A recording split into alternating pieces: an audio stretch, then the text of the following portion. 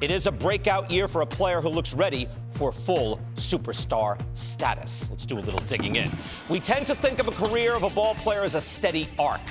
You start at a certain level, you rise as you hit your prime, you have a nice plateau, then the gradual decline. Doesn't happen that way. Sometimes even a great player has his best seasons early. Hall of Famer Al Kaline had a career like that. Bryce Harper was good as, there's Al Kaline, Jason Stark.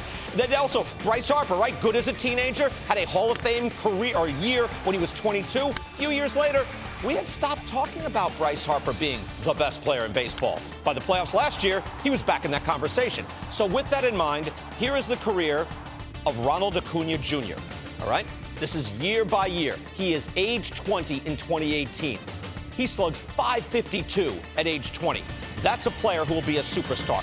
Very few players do that. Ted Williams, Eddie Matthews, Mel Ott, Frank Robinson, Hall of Famers. Now, just concentrate on these two right columns, on base and slugging. If you look at that, you say, it's a superstar player. It's a Hall of Famer. He never actually falls off, except for that 1 year in 2022. That's last year. Had the knee injury in 2021, though, so you see he only plays a half a season. Then when he comes back last year, only plays 119 games. So despite him being a great player year after year, essentially, and all the greatness of the track record, he only really has one great year. That's 2019, 156 games, the full boat. He's great. Not his fault. That was a short season in 2020. That's not him. Then the injured knee. But it is still the case. Not only that, but the year he went out with a knee injury, his club went on to win the World Series without him. That's not how it was supposed to happen, but it did. Not only that, there was the narrative that Acuna, for all his talent, wasn't exactly stellar in the fundamentals on a team where that was a thing. So that, coupled with the drop in production, hurt his stock. Doesn't mean it's fair, but that's how it happened. Now, I know some of you are thinking, no one was thinking that, BK. We knew he was great. Yo, really? We have a top 10 right now each year.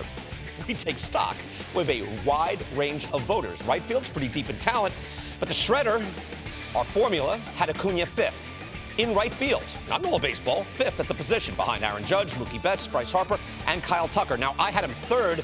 Our panelists had him from second to fourth. By the way, Mad Dog Russo and I do a top 5 players in the game each year. Acuna hasn't even been near it. That might change now. It's a significant step for Acuna. After homering in the last 4 games, he's hitting .345. He has a .437 on base. He's slugging .613, which is second in the major leagues. Right now, he leads the National League in hits, runs, total bases, stolen bases, on-base percentage, and OPS plus. He's the best hitter in the National League. And the process numbers back that up. StatCast is powered by Google Cloud. xWOBA is a StatCast metric. It's expected, that's the X, expected weighted on base, given the quality of the contact.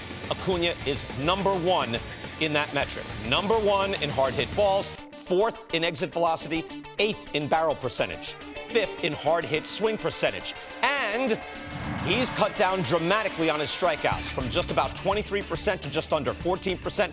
A 10% switch, a drop, strikeout rate, that's a significant change. That's the 3rd highest drop in strikeout rate in the major leagues this year. And one last thing. He might be one of the best leadoff hitters of all time already. It's rare to have this kind of power in a leadoff man. We've seen it recently, kind of. George Springer, Jose Altuve, Mookie Betts. But Acuna led off for the Braves all of last year, and he has so far all of this year.